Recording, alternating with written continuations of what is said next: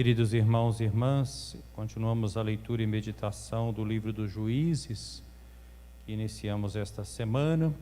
Primeiro aquela introdução geral que mostrou que quando o povo de Israel era infiel às orientações dos juízes que o Senhor colocou à frente do seu povo, e como já expliquei, não eram simplesmente pessoas que aplicavam a ciência jurídica, como nós hoje compreendemos os juízes, mas eram homens de carisma, de sabedoria, orientando o povo de Deus.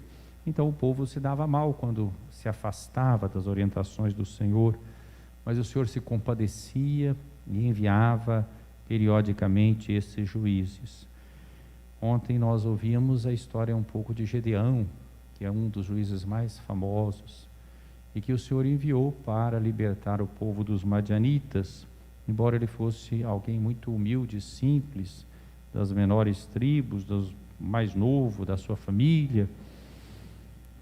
Gedeão conseguiu, pela graça de Deus, libertar o seu povo. Teve muitos filhos, era costume naquele tempo, muitas mulheres, e tinha muitos filhos.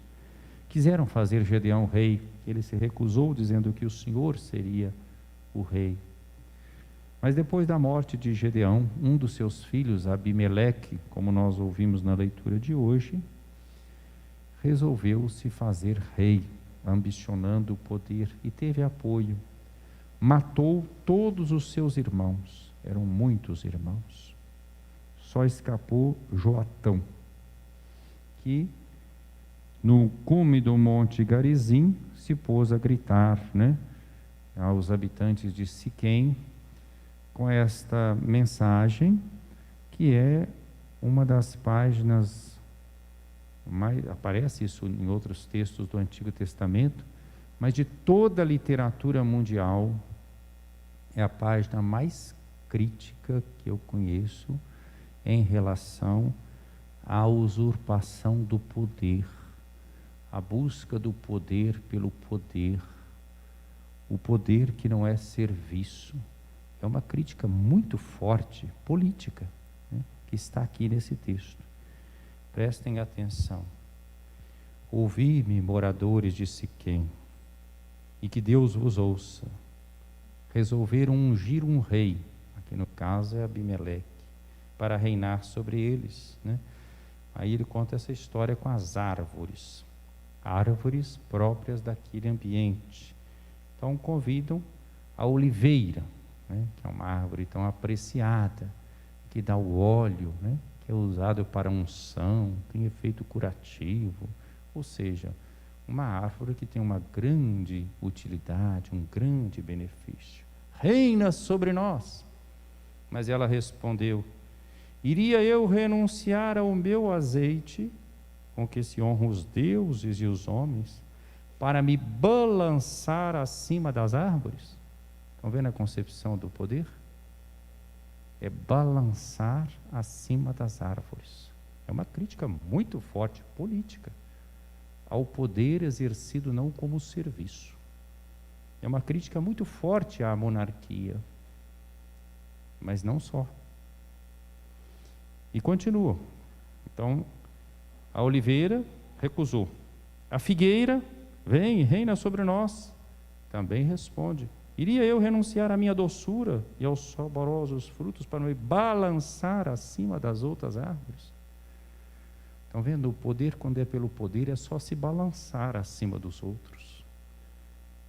Ele não é serviço. Enquanto as árvores que estão sendo citadas são todas prestadoras de serviço. Oliveira, aqui a figueira. Depois disseram a videira, vem e reina sobre nós. E ela também responde: iria eu renunciar ao meu vinho, que alegra os deuses e os homens, para me balançar acima das outras árvores? Tem muita gente que exerce o poder, é só olhar a história da humanidade, só como se balançar acima dos outros. Gente que vive no luxo, na riqueza, no poder pelo poder, sem nenhuma preocupação de serviço, de promoção com o bem comum, é só se balançar, é vaidade, é usurpação. Por fim, todas as árvores disseram a quem? Ao espinheiro: vem tu reinar sobre nós. O espinheiro aceitou. São os tiranos da história, os governos autoritários que desrespeitam o povo, que não promovem o bem comum, os espinheiros da história. E o espinheiro aceita, e se deveras me constituís vosso rei, vinde repousai à minha sombra. Mas se não quereis, saia fogo do espinheiro e devore os cedros do Líbano. Essas pessoas que comportam-se como espinheiro fazem violência. É a história da humanidade. Então é uma página muito crítica ao poder político, exercido não como serviço. Vocês podem aplicar isso a muitas situações ao longo da história. Desafio encontrar um texto mais crítico ao poder por qualquer lado de ideologia, de um lado ou de outro, do que esse texto. Compreensão do balançar-se acima dos outros. No Evangelho, Jesus mostra o reino dos céus através desta parábola, dessa história. Um patrão que chama os trabalhadores para atuar na sua vinha e combina com eles uma moeda de prata por dia e manda para a sua vinha. Chamou cedinho, e tem uma turma que foi, né?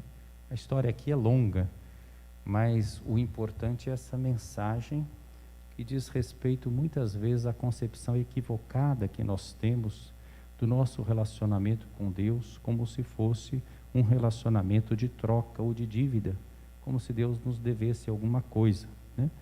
Combinou uma moeda de prata, eles foram trabalhar, então os primeiros pensam que são aqueles que devem ser agraciados. Mas o patrão sai às 9 horas da manhã e chama outros, e diz para eles irem trabalhar, porque ele vai pagar o que for justo. Ao meio-dia, de novo, às 3 da tarde, de novo, quase no fim do expediente, às 5 horas da tarde, ele vai à praça. Por que estáis aí parados? E a resposta é: porque ninguém nos contratou. Palavra que é uma advertência a nós também.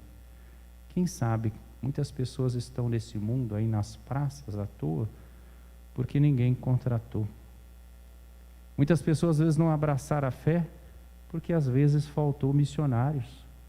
Faltou o testemunho da nossa vida, faltou o testemunho da nossa palavra, com os dons que nós recebemos. Nós somos da primeira hora, não é? Mas às vezes não testemunhamos para os outros. Ninguém nos contratou. Essa palavra é muito séria. E aí, o patrão então insiste que eles vão trabalhar, né? Só falta mais 1 hora.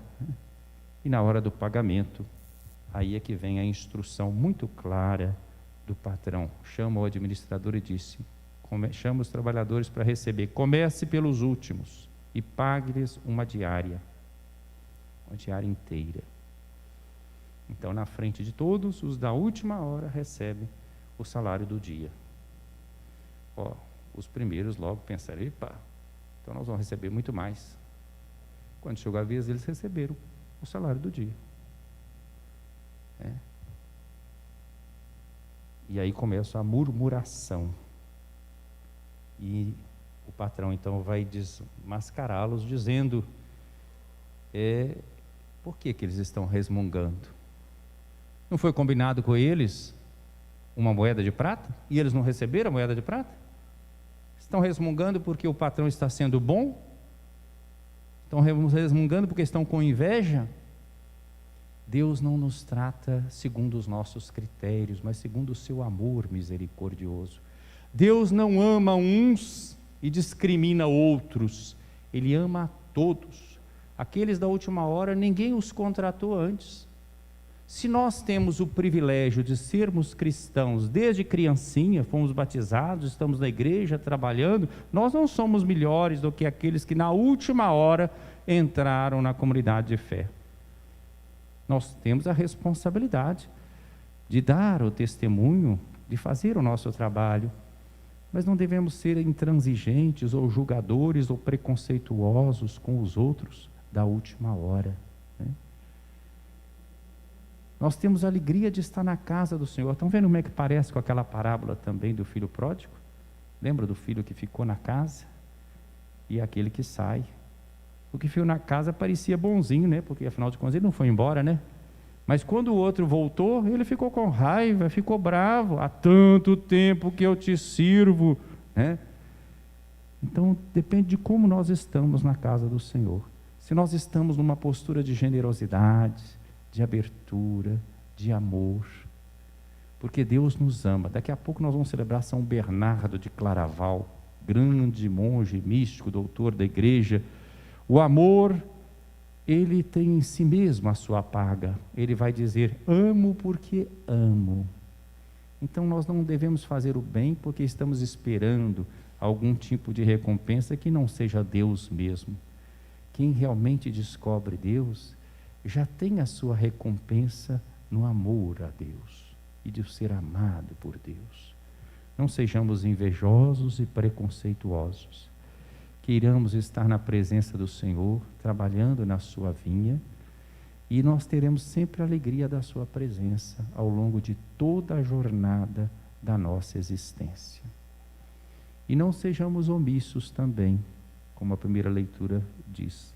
A oliveira, a videira, a vinha, né, recusaram reinar sobre as outras árvores. Às vezes, os espinheiros reinam porque os bons se omitiram, né? Porque os bons não aceitaram se colocar a serviço. Não deixemos aos espinheiros aquilo que compete aos trabalhadores da vinha, que receberam de Deus o dom e são chamados a amar e servir. Louvado seja nosso Senhor Jesus Cristo. Para sempre seja louvado.